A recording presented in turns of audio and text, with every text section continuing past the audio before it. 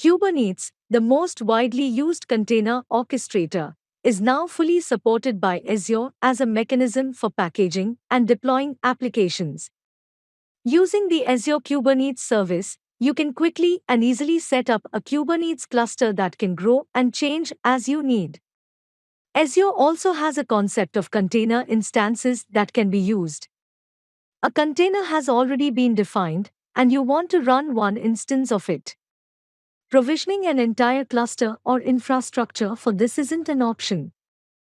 To do this, all you need to do is run the instance for a set amount of time. To scale your Kubernetes service, you can either use this as a standalone instance or in conjunction with the Azure Kubernetes service via virtual hosts, which are essentially virtual nodes that can be added from the container instances nodes. Azure Container Registry is a natural fit for all of these containers and container definitions. Your container definitions will be cataloged here so that your container instances or your Kubernetes service can use them to run or host those containers in their environments. The management and execution of these containers can be accomplished using a wide range of standard tools and frameworks available within the Azure ecosystem. It is the idea of having code that applications run without having to manage virtual machines or even think about instances of, for example, a web application. You can write code in the form of a function in a variety of languages, including C#, JavaScript, and even PowerShell, and have it run on demand, usually triggered by some external stimulus, with Azure Functions, one offering in this serverless space. An HTTP request, a message, or some other event could be the cause.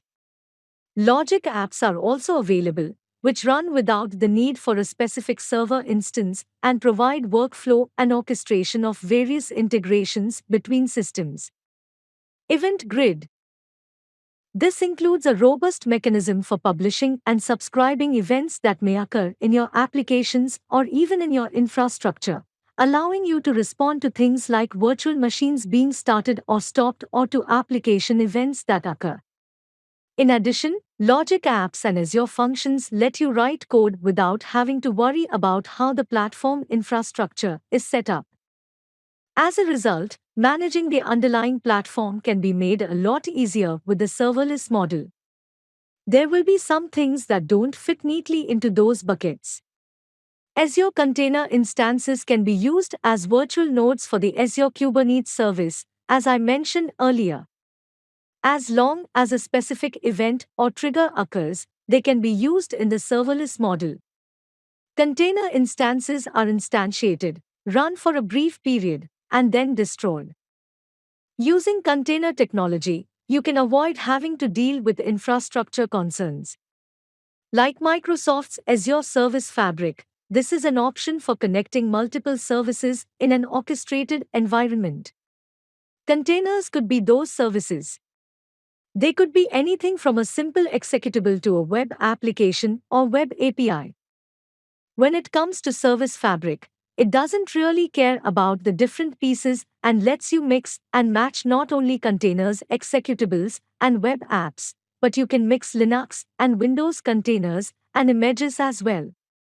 Serverless and containers and Service Fabric allow us to manage these cloud-optimized solutions as well as more traditional ones like a web app or a virtual machine. If we are talking about computing in the cloud, we can't avoid mentioning large-scale computation.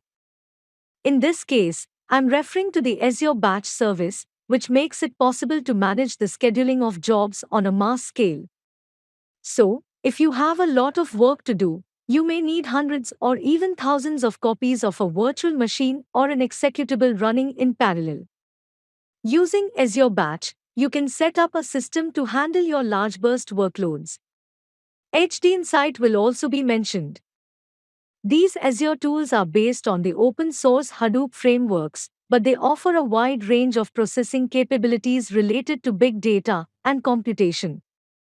Then you might want to look into Batch and HD Insight if virtual machines and containers don't sound like they'll work for your needs because of the massive scale or parallel processing you need. See if they're better matches for you.